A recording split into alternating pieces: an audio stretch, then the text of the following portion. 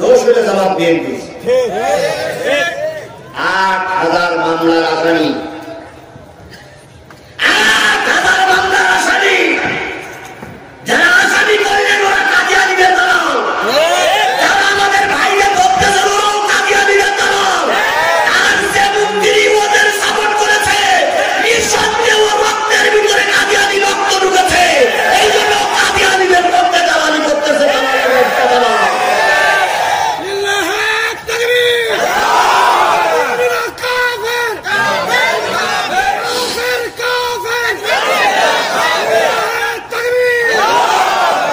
কাদিয়ানীদের বিপক্ষে আমরা মিছিল করলাম।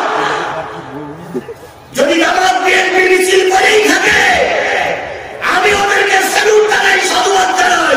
নিঃসন্দেহ যারা মিছিল করেছে এরা দেশ প্রেমিক, এরা নবী প্রেমিক, এরা আল্লাহ প্রেমিক। আর যারা মামলা দিয়েছ, যারা ধরতেছ এরা কাদিয়ানীদের দালাল, কাদিয়ানীদের দালাল, কাদিয়ানীদের দালাল।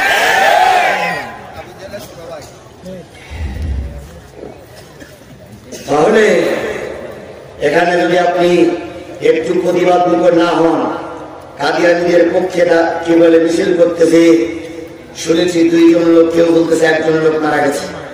হ্যাঁ, 2 জন মারা গেছে। যে 2 জন মারা গেছে আজকের মাহফিলে দোয়া করে আল্লাহ পাক ওদের শহীদ হিসেবে কবুল করুন। আরো জোরে বলেন আমিন।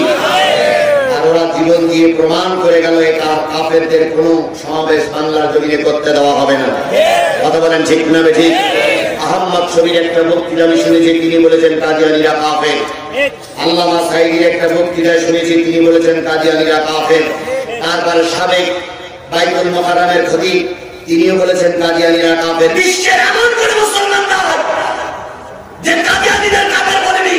আর তুমি সরকার তাদের লালন পালন করে মাকে চক্রান্ত করার জন্য নামিয়ে দিয়ে এই নামে ইস্যু বানিয়ে ব্রিটিশের কাছে দেখা পায় এখনো মৌলবাদীরা মাথা উঁচু করে দাঁড়িয়ে আছে।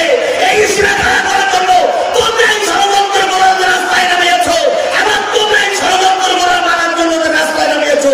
তোমাদের দল মানল, তোমাদের দল রাস্তায় নামলো, আত্মস হয়ে আমাদের। নোয়াখালীতে দেবতার পায়ের ঘরে কোরআন পাওয়া গেল, দেবতার পায়ের ঘরে নোয়াখালীতে কোরআন পাওয়া গেল। সেই কোরআন যে ব্যক্তি দেবতার পায়ে লেগেছিল তার কিছু হয়নি, দেবতার কিছু হয়নি। যে ব্যক্তি ফেসবুকে দিয়েছিল তাকে রিমান্ডে যেতে হয়নি। এখানেও কাদিয়ানীদের সমাবেশে যারা হামলা করেছে, কারা করেছে এটা তাদের ব্যাপার, প্রতিবাদ করার অধিকার আছে আমাদের। আমরা প্রতিবাদ করেছি, আমাদের লোক তো মারা গেছে, বিএনপির লোক মারা গেছে। কথা বলেন ঠিক না বেঠিক? বিএনপির লোক পুলিশ হয়ে মারলো, আবার ওরাই মামলা দিল। এটা আজব ব্যাপার, আজব ব্যাপার। বাড়িওয়ালা চোরের সঙ্গে লড়াই করে বাড়িওয়ালা মারা গেল, আবার বাড়িওয়ালার গন্ডামে মামলা হয়ে গেল।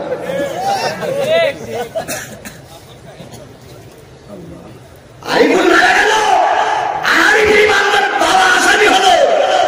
কোন কাজে তোমরা মামলার আসামি করলে? সব আমরা বুঝি, আমাদেরও বাচ্চা কাচ্চা হয়। আমরাও বিয়ে রাত্রি বাসার ঘর চিনেছি না, তোমরা একা একা চিনুনি। আমরা সব বুঝি, কিন্তু বুঝলে কি হবে বলা যাবে না।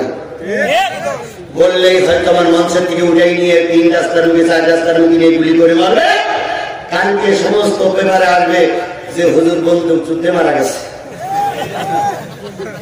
হুজুরের পকেটে 4টে পিস্তল পাওয়া গেছে। আর আপনারা যারা মঞ্চে আছেন তারা বলবেন মনে হয় পিস্তল ছিল, নতুবা এত জোরে কথা বলে,